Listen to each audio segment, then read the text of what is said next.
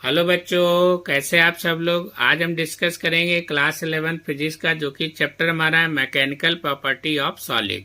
उसका most important topic है हमारा बल्क मॉडुलस ऑफ इलास्टिसिटी। तो यहाँ पर आपको डेफिनेशन मेंशन है, within the elastic limit the ratio of the normal stress to the volumetric strain is called the bulk modulus of elasticity. जैसे कि यहाँ पर हमने एक डायग्राम को मेंशन किया है। यहाँ पर आपका जो है क्या हो रहा है, ये आपका चारों तरफ से फोर्स प्रेशर आपका यहाँ से क्या कर रहे हैं, अप्लाई कर रहे हैं। तो उस कंडीशन में ये हमारा वैल्यूम यहाँ पर क्या हो रहा है, डिक्रीज हो रहा है।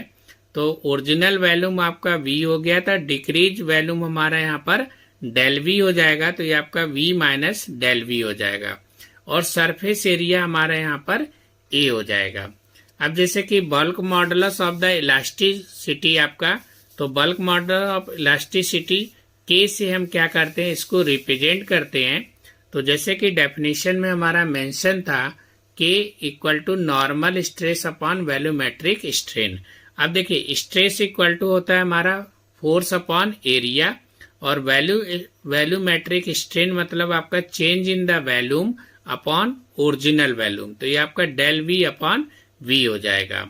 तो k इक्वल टू आपका यहाँ minus F upon A into V upon del V. यहाँ से हमारा बल्क मॉडुलस ऑफ इलास्टिसिटी का फार्मूला निकल के आ जाएगा।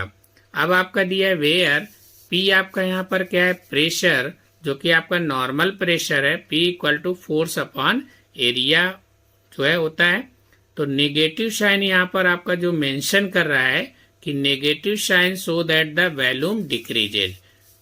तो आपका वैल्यूम यहाँ पर क्या होगा, डिक्रीज होगा। तो उस कंडीशन में हमारा जो है स्ट्रेस क्या हो जाएगा, इंक्रीज हो जाएगा साथ साथ में। तो वैल्यूम डिक्रीज होगा with the increase in stress.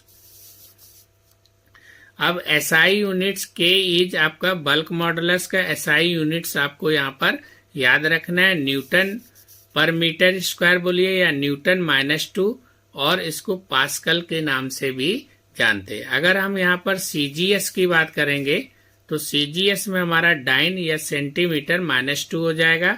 इसका डायमेंशनल फार्मूला हमारा है आपका ml-1t आपका -2 आ जाएगा।